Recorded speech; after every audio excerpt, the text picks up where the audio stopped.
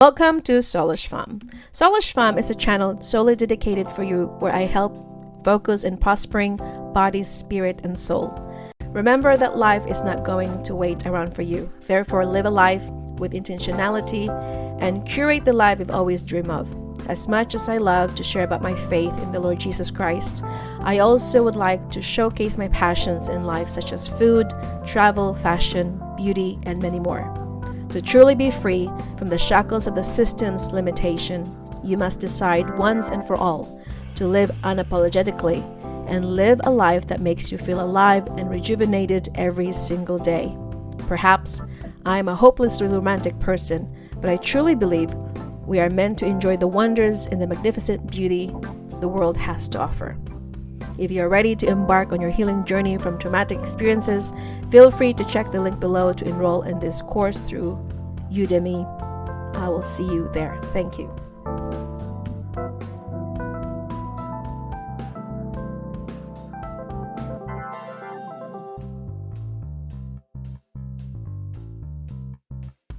Hello, everyone. Welcome back to another podcast. Hi, everybody. Welcome back to another podcast. If you're here for the very first time, I would like to welcome you. My name is Glenaville Manarang. To those of you who are tuning in and you do not know my name, and to those of you who are returning listeners, Mondays and Thursdays rather, welcome back on this podcast. Today's topic is coincide with the TED Talk that I listened a few days ago that I did not finish because of the disagreement that I have with this man, but it's titled Critical Thinking. I know we don't really like to talk about critical thinking. Do you think that by thinking critically, it helps us regulate our nervous system and also our emotions? What is critical? Anyway, how do we define critical? To critically think is to analytically thinking with reasoning. This is why I always like to talk to my channel about your thoughts, your soul, your body, your spirit, because they're all interconnected. You cannot separate those three components, which is very important when it comes to healing. So how can we use our critical thinking in our healing journey?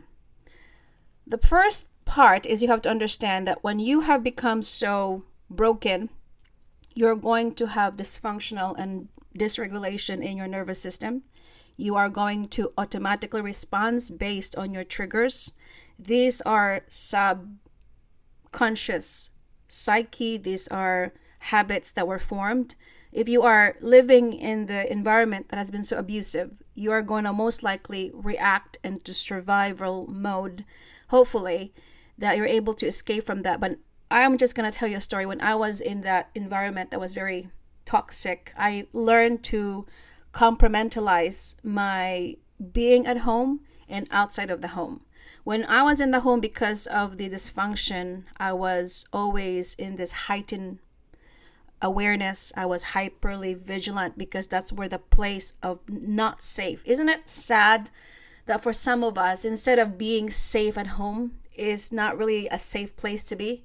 And I'm pretty sure that if you have grown up in a dysfunctional family members who have hurt you, that's exactly what Jesus said. Your enemy doesn't come outside. Sometimes our enemy are the very people that we live with. You know, these could be your parents, your sisters, your cousins, your friends that actually would sometimes betray you, like Jesus was betrayed by Judas Iscariot, a friend who gave him a kiss and later on betrayed him for a 30 denarii. And that's exactly why for many of us struggled finding peace in our own home. And this is why when we go into the world, we're always hyper vigilant. We are not really sure who we should trust and who is our friend and who is the foe. However, when I was trying to survive outside, I was able to put on a mask like everybody else. We have this other persona that we embodied, so that the people outside are not going to look at us that as if we are broken or there's something's wrong inside our home. Just a preface, I really think that violence starts at home. Education starts at home. Hate, bigotry, prejudice always starts at home. it doesn't start outside. I really think that parents are our first teachers in life. And if you have a parent or a mom or a dad that was dysfunctional, that was also still a childish in their head, have not matured, and you are going to embody that later on, this is why it's important to study your own self and not take with you whatever your parents did and not linger on or follow through that. You have to be able to break and shatter the generational curses and be aware of the toxic, of the kind of characteristics that they brought upon us.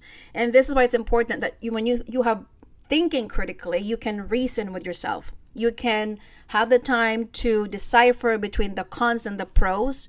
You are the student of your own self. That's why I always like to emphasize, you cannot just take something as a grain of salt, just like everybody else you see on television, just because everybody gives you this certain lessons or education. You always have to have an analytical thinking. You ask yourself the question, is this even real? Does it even have validity into it?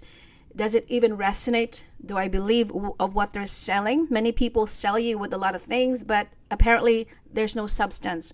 And especially nowadays, that the rise of deception, we are competing against what's truth versus falsehood. We are now competing versus reality and AI propaganda. And this is why we as a society is more important now more than ever to have thinking logically. How can you develop thinking logically? So I think that when you teach a child to think logically, you have to stop rescuing them. For instance, when I was showing my son how to tie his shoes before, we tried to teach him, you showed him once, twice, 3 times. And later on, hopefully by that time, when he knows exactly how to do it, and he's going to say, I don't know how to do it, Mom, you let him do it. You cannot always rescue kids. If you know that they can do it themselves, then let them do it. Do not be a helicopter parent trying to fix everything, even though as smallest things, like, for instance, I would tell my son a little bit of story when he would tell me, I can't open this pack of juice. It was something that it was very simple, but I would tell him and direct him that this is exactly how you put it, and I expect you that this next time you would know how to do it. Because children who have been enabled or spoiled as a child and everything was given to them, for some reason we are not really doing service for our kids. We are stunting their growth of expansion, and that's why they don't use their analytical reason or their reason of how they can solve a small problem. And secondly, I really think that playing a game, another reason why we're going to teach kids and reason of thinking, critical thinking, is when we play games. When my family plays Uno, for instance, and you play with your kids, it will challenge them that in the game strategy, how can they win against you? How can they use their critical thinking to beat you at your game? How can I beat my mom and my dad? It is also developing and enhancing them to become competitive in a healthy way, that sometimes you lose and sometimes you win. And that's also will help them develop in their critical thinking. Because if you are only going to just tell them without showing how do you develop critical thinking, I think it's important that we do have a healthy competition. We have to be able to understand that when we are in the game, our aim is to win the game, because who doesn't want to win? Everybody likes to win. However, at the same time, you also have to teach kids that you also have to be a sportsmanship. You have a sportsmanship that when you lose the game, it is okay to lose the game, because that's just what life is. Life is not always going to give you what you want. There are days that you're going to succeed and feels as though life is going the way that you planned, and other times life is going to have surprises and you're going to be disappointed by people and the circumstances that you're going to face in this life. And that's why I think that when we are developing with emotional intelligence, with critical thinking and how to regulate your emotions, it is important and essentially valuable to teach our own kids that we too are going to look at ourselves of our triggers. I have been triggered so many times. My son probably have seen me, sometimes overreact and overly emotional, because at that time I was going through so much in my life. And you have to be able to at least not justify your bad behavior. and be able to take accountability of your bad behavior and looking within of why am I triggered, what caused me to react this way. And that is part of critical thinking, by asking yourself the question, by evaluating yourself. Remember, critical is to be evaluative. It's you have to evaluate your own self to assess why you do the things that you do, why you react the way that you are reacting right now. Where did this stem from? What is the root cause of this? I would like to talk about the root cause. You did not just wake up one day. As children, we copy the behavior of our parents, the people that have took care of us, because as a child, you have no idea of what the world looks like. You just mirror everybody around you. You just copied the behavior. But hopefully when you become an adult, I hope that you are able now to use your brain and to really assess whether this attitude, this behavior is healthy or not. If it's not helpful, if it's not healthy, if it brings dysfunction or chaos in your family, you got to be able to just get rid of it and hopefully stop doing the same thing what your parents did. I grew up in a family where very emotionally erratic. I've seen some of the people in my life where not learning how to regulate their emotions, lacking of self-discipline with their emotions. They don't have the ability to communicate effectively without yelling, without getting into this belligerent mode. And it takes a long time to unlearn those patterns because you're exposed to that kind of environment. And now that you're an adult, you are aware that these practices or this behavior are actually immature. These are not adult-like behavior. That's why in 1 Corinthians 13 it says that when you were a child, you spoke like a child. You thought like a child. You reasoned like a child, because a child's brain is not fully developed. A child's brain is not yet have the capacity to decipher between what is emotionally stable and what is emotionally unstable. And when I lose my temper sometimes, because we as a human being, our tendency is we lose our temper when we're tired, when we're hungry, when we're actually stressed, and we apologize to our kids when we do so. And this is why it's important that when we think critically, we have to really ask ourselves the question whether or not is an adult being acts or thinks or behave or speak this way. How does an adult react? And I know it takes a lot of practice and self-awareness to become an adult. And that's why in Proverbs 17:14 it says that the beginning of strife is like releasing water. Therefore, stop contention before a quarrel starts. I think part of growing up and critical thinking is that, are you able to stop drama or quarreling? Are you able to remove yourself respectfully before a strife starts? Do you naturally snap at people or become overly reactive?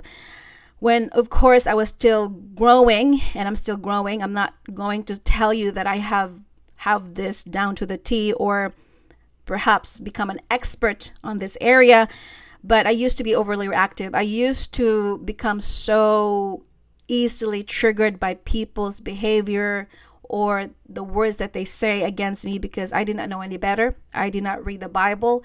I thought that I was just temperament. It was just my personality. But when I read this verse, it actually says that when you are a person who has wisdom and critical mind, you're able to stop yourself from engaging further from foolishness. That's why when you read the Bible, there's so many advices that God tells us to control our tongue, to control our temper, to hold ourselves as a high regard, to guard your heart with all diligence, for out of it comes the issues of life. Because when you are growing, hopefully you're able to maintain a sense of calm and poise that it takes a long time to develop. It is really about being mindful of how you feel inside. And also it talks in Proverbs 17:27-28, he who has knowledge spare his words, and a man of understanding is of a calm spirit. And for the longest time I've been meditating on this word, because when I was always snappy at little things, God revealed to me that you must meditate on this word, because a person who really wants to know whether you are knowledgeable or wise, are you able to remain calm under pressure? Are you able to not get triggered easily? And I just had an incident a few days ago that I could have just blown up inside the car because of what this person did, disrespected me in public and raised the voice that I had two choices to make: either retaliate or say something that is very disrespectful inside the car that's going to lead to road rage. But with the grace of God, I was able to wait for a moment and says, there is a time and there's a place to tell this person how I felt.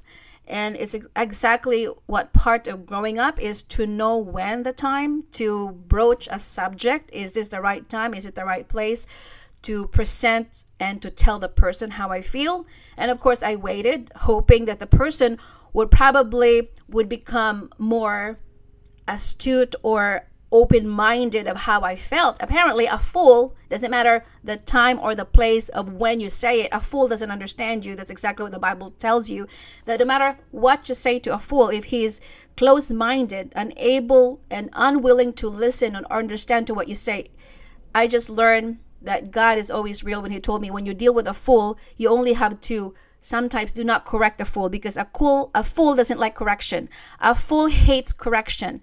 There's a difference between a fool who loves to be corrected and a fool who likes to be criticized. The difference between correction is that you try to teach the person so that he's not going to do it again in public, or he's not going to do the same issues or the same habits or behavior in front of you. You have to nip it in the bud. The moment the person did that was very uncalled for or disrespectful, you call it out. But for a fool, though, the fool hates correction and he thinks it's a criticism. A criticism is actually attacking on a person's personality. You're attacking the person's character, saying you're stupid, you're never going to mount up to anything, you are dumb. That is what you call criticism. You are such, a stupid, lazy person. A correction is because you want to point the person at the right direction. You are correcting the behavior. The action is what you're correcting. When you are an adult, and hopefully that by saying this, that you can think critically, that when a person is correcting you, you're not going to take it personally. You're going to say to yourself, what is she trying to teach me? What can I learn from this? I know it's easier said than done, because nobody likes to be corrected. Because our first thought is that you're correcting me because I am screwed up. I'm never perfect. Because of our pride, majority of us, our problem is our ego. We don't like to be corrected because we are getting hurt because of our ego. Because when somebody tells us that you're doing something wrong and this actually is not doing you any service, you're heading to the wrong direction and your behavior is unacceptable, we think is an attack. But when you really stop for a second and understand what the person is saying, now you understand that you do have your opinion. You have the right to tell me and make me aware that my actions or my behavior has actually caused you pain. That's part of maturity. When you can think critically, you can stop for a second and really understand what the person is saying. And you cannot just take it personally and wallow in self-pity, saying this person is getting at me and she's trying or he's trying to hurt my feelings, when in fact, when you try to stop and listen and evaluate what the person is saying, it's actually for your own good. People usually do not grow up because we enable their bad behavior, and nobody in their lifetime taught them that that kind of behavior is unacceptable, that you shouldn't do that way or talk that way in public or make a scene, because it is not the place to be. This is why for some adults who are enabled as a child, when somebody like me who correct them, they look at you like, why is it that you're the only one who have, told me about this, and in my life, nobody really corrected me? Because people usually just tolerate you. And that's why you never grow up. That's why you do the same thing over and over again, and you are enabled. Enabling a bad behavior does not showcase love. When you love someone, you are going to correct them. And the Bible, the Word of God, tells so much about correct your child. You have to discipline your child in the way that he should go, so that when he becomes an adult, he will not depart from it. I'm not saying that I have learned this from my parents, because I didn't really have also a healthy kind of upbringing or a role model. I've learned this by reading books. I have learned this by studying the Word of God. I have learned this by educating myself and being a parent to myself, being a mother to myself, being a parent to my broken child. That's when I learned that sometimes what we see from people, just because they are our parents, it doesn't mean that they're doing the right thing. It doesn't mean that they're showcasing a healthy kind of parenting. Sometimes our parents also have been broken from the past, and they don't know how to navigate it. They don't know how to deal with their issues or their traumas, and they're just passing it on to us. And this is why the cycle of generational curses has never been broken. And this is where we come in as a person who is now self-aware and have opened your eyes to reality, that this kind of immaturity and childishness, fragile ego, these are childish behavior. When you cannot take correction because you still are incapable of thinking critically. So that's another one to tell or teach a child, is that you'll be able to take correction. You need to be able to accept correction, hopefully, that you're going to learn from those corrections, and you're not going to take it as an attack on your personality. And another thing that we can teach ourselves and other people about thinking critically is by reading a book. I mean, I really always like to advocate about reading a book and learn from people, especially the self-help book or philosophy or science of. There's so many studies now that our brain is a rubber band. It can stretch beyond imagination, that our brain is not stagnant, it is not static, it is a neuroplasticity. It will stretch you out. And when you realize that your brain, like a sponge, you can feed it and keep on feeding it with good books and audios and podcasts like this one, there is a way that you are creating a neural pathway into your brain. I am not a new neuroscientist whatsoever, but based on what I have learned, that our brain has the capacity to expand and to grow. Just because you were brought up in such environment and they were taught you with some kind of education that it's outdated, it doesn't mean that you cannot reprogram your brain. Think of your brain as a laptop where you can always reboot it, reprogram it, and you can just feed it whatever you want.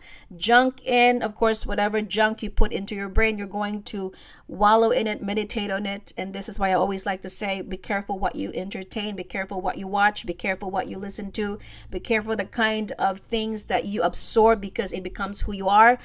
And also with the brain that you want to expand, I always like to say education is important when you want to think critically. To educate is to, it's an educo, it's a Latin word, is to induce something out of you. It is to invoke something out of, it's drawing in from your personality. It's drawing in of what you have inside of there and learning about your weaknesses. Maybe you're good in math, maybe you're good in English, maybe you're good in science, maybe you love history and memorizing facts. This is why education is also part of analytical thinking, because to educate yourself is to think critically. When you read a book, you ask questions. What is the book about? What is the moral of the story? Who is the protagonist? How, where, what, where? I always like to ask my son, when you read a book, remember the questions. Where did it happen? Who is it for? Who is the main character? What lessons do you have to learn from this? How does it apply to me? How can I relate to the story? Especially when you read about biography, especially when you read something to do with self-development. And lately I have rereading, Mere Christianity and C.S. Lewis. I love to reread some old books, because sometimes reading it one time, it doesn't really absorb the first time. We don't understand it. That's why sometimes I would carry the same books over and over again. This is how we absorbed. And to think critically is also being able to just understand that challenges in life, when you are being challenged at school or with people, it will also allow you to have different solutions when you are against the wall and you don't know where to go and what kind of best solutions that you have to do it. Some people, there are problems in life, but the people that are wise, they know how to solve the problem. They don't say, okay, I have a problem and what am I going to do? I'm just going to be stuck and I'm just not going to move because I have this big mountain that is facing in front of me. The wise people and the smart ones, they actually say, I can go under the problem, go over the problem, or go around it. So you do have other options. The problem is not the end of the road. It's actually asking you, what do you do with the problem? What are the solutions you can come up with? Are there anything that you can probably learn from the problem of how can I fix this problem? If you have problem with your marriages, maybe you should evaluate your communication style. Maybe you should evaluate your time or your where you're spending your time with. Maybe you don't have enough time for your spouse. Maybe you're squandering your time on too much screen, and yet you are taking for granted the people that is in front of you. With your finances, with the same thing, you have to ask yourself the question, if I'm not happy of where I'm at right now, I am broke, I don't have enough savings, where can I cut back on my expenses? How can I actually earn more income?